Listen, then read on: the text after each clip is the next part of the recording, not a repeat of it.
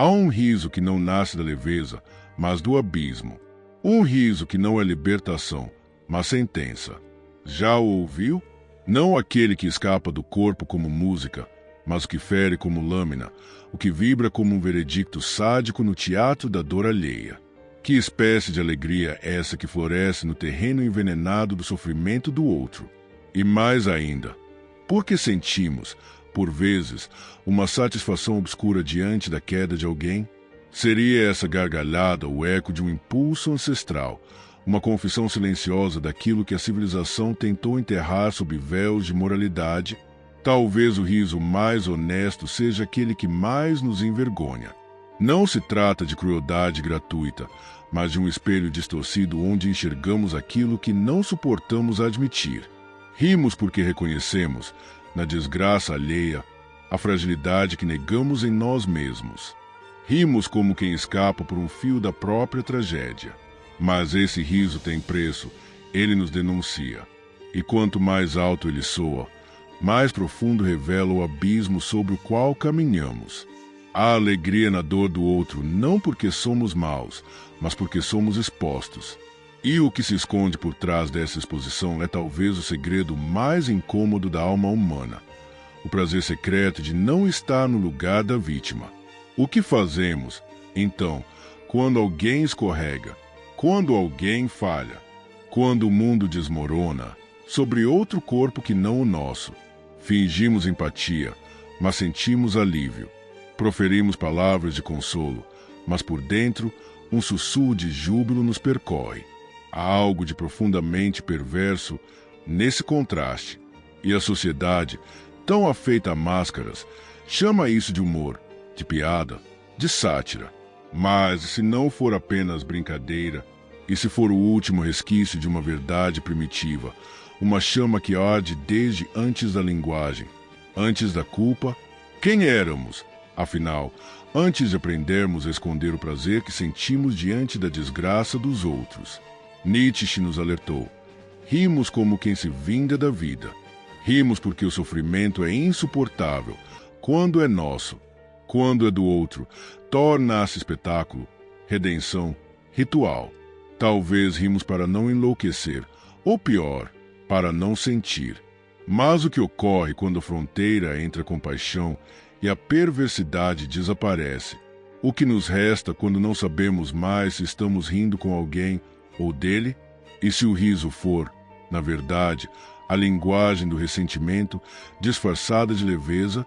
Será que o riso, em sua forma mais crua, é o testamento de uma alma que já não sabe se deseja cura ou vingança? Você já se pegou rindo quando não devia?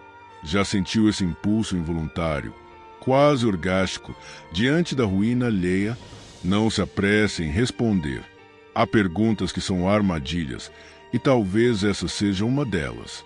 Porque neste instante, ao tentar justificar seu próprio riso, algo começa a se deslocar. Um desconforto, uma memória, uma cena. E é aí, nesse exato ponto de ruptura, que tudo muda. O que parecia apenas uma provocação transforma-se em espelho. E o espelho, como sempre, não perdoa. A única saída agora é seguir até o fim.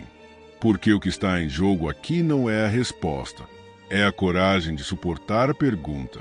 Há algo de profundamente perturbador na imagem de uma criança que tropeça diante de uma multidão em vez de mãos estendidas. Encontra risos. Não são risos maldosos no sentido habitual. São nervosos, aliviados, quase cúmplices. Um instinto arcaico se manifesta ali, escondido sob as vestes da normalidade. Como se o riso dissesse, asterisco não fui eu asterisco. Como se o tombo dela fosse, por um instante, a nossa salvação. Rimos porque sobrevivemos. Rimos porque, naquela queda alheia, fomos poupados de uma dor que poderia ter sido nossa. Mas será mesmo que fomos? Ou apenas adiamos o espelho? Em cada escorregão que assistimos com prazer, há o eco de nossas próprias quedas que tentamos esquecer. Por isso, castigamos os outros com o peso da nossa memória. O riso não é leveza, é defesa. Um grito disfarçado. Uma tentativa de anestesiar a angústia de existir. Talvez por isso o humor mais popular seja aquele que arranca gargalhadas da tragédia. O corpo que desliza, o rosto que se suja, o outro que falha publicamente. O palco está armado e o riso se torna ritual. Mas o que celebramos, de fato, a dor ou a chance de não sermos nós os protagonistas da desgraça? O riso que explode quando alguém a revela, com precisão cirúrgica, a face escondida do ressentimento. Porque rir é, às vezes, vingar-se do mundo. Rir é punir o outro por carregar aquilo que queremos negar em nós. Não rimos da dor por maldade, rimos porque ela nos atrai, porque nos pertence, porque somos feitos da mesma matéria trágica. A queda do outro nos dá um segundo de vantagem no jogo cruel da comparação. E nesse breve intervalo, sentimos poder. Mas é um poder frágil, sujo, envergonhado, como uma criança que rouba um doce e depois chora de culpa. Nietzsche já havia intuído que o riso, em sua essência, é uma forma de potência. Mas não qualquer potência. É uma potência envenenada pela consciência da nossa própria limitação. Quando rimos do outro, é como se dessemos razão a um desejo contido, o desejo de sermos deuses, invulneráveis, fora do alcance do sofrimento. E como não podemos ser, então zombamos. Como não conseguimos dominar a dor, então transformamos a dor dos outros em espetáculo. É preciso coragem para perceber isso. Coragem para encarar o próprio prazer na queda alheia e não recuar. Coragem para aceitar que há alegria, sim, no sofrimento do outro, e que essa alegria não é monstruosa, mas humana. E é justamente por isso que ela assusta, porque ela nos revela. E talvez o mais difícil de suportar não seja a dor em si, mas o que fazemos com ela quando ela não é nossa. É curioso como fingimos surpresa diante de vídeos virais em que pessoas caem, são humilhadas, tropeçam na própria vaidade. Rimos, compartilhamos, comentamos e depois fingimos arrependimento. Mas no íntimo, há um deleite quase místico nesse riso coletivo. A plateia romana aplaudindo o leão que dilacera o gladiador. O público moderno que ri do artista que desafina. A mesma essência, diferentes disfarces.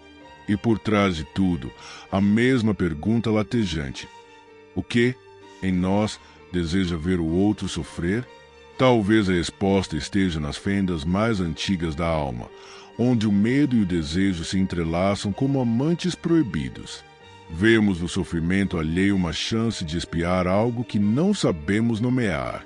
Um alívio escuro, quase orgástico, por testemunhar o fracasso sem estar nele. Como se o riso fosse uma oração invertida. Não me escolha, ó dor, não hoje. Escolha ele. Mas há um momento, inevitável, em que o riso cessa. Quando aquilo que era espetáculo atravessa o espelho e se instala em nós. Quando a queda é nossa.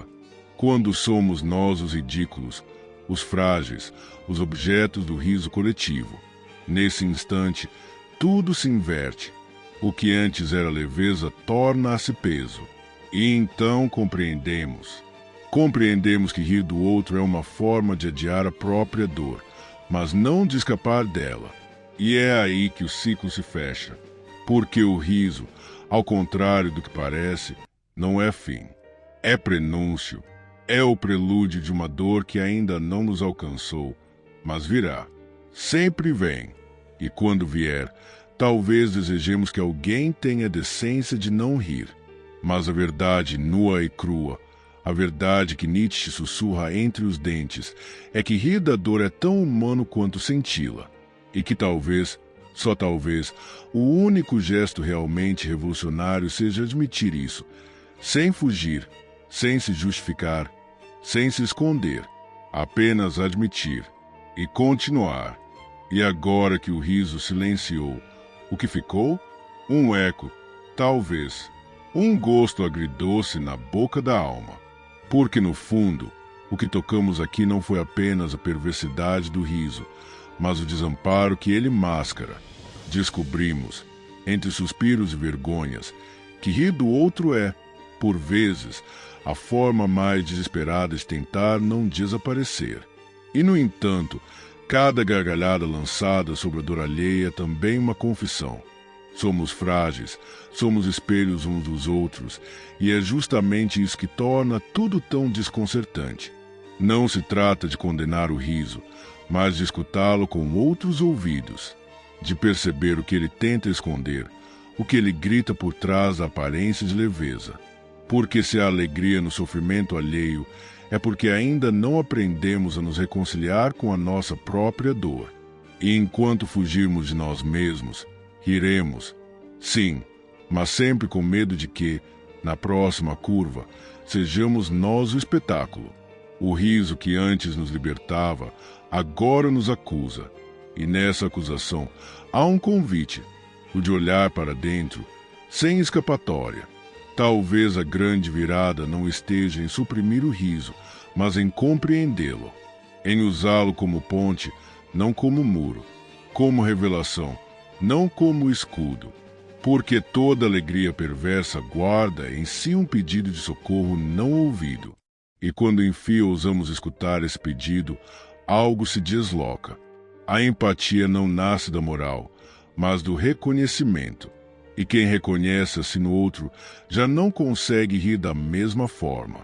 Rir, então, se torna outra coisa, não mais fuga, mas presença. Não mais negação, mas aceitação do que nós ainda pulsa e sangra. E se houver um milagre possível, talvez ele se revele nesse instante. O instante em que o riso perde a máscara e revela o choro que o antecede. O instante em que deixamos de temer a queda porque compreendemos que todos caem e que a beleza não está em evitar a queda, mas em estender a mão. Há um lugar, escondido entre o prazer e a dor, onde aquilo que somos enfim se encontra com aquilo que poderíamos ser. E nesse espaço frágil, mas poderoso, a humanidade ressurge, nua, contraditória, real. Se esse vídeo acendeu em você algo que não se apaga com palavras, então deixe que ele continue. Comente não apenas o que pensa, mas o que sentiu.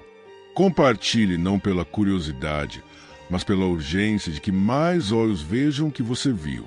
Inscreva-se, não por hábito, mas como quem decide, aqui e agora, fazer parte de um novo tipo de olhar. Porque há verdades que só despertam quando tocadas em silêncio. E talvez, só talvez, essa tenha sido uma delas.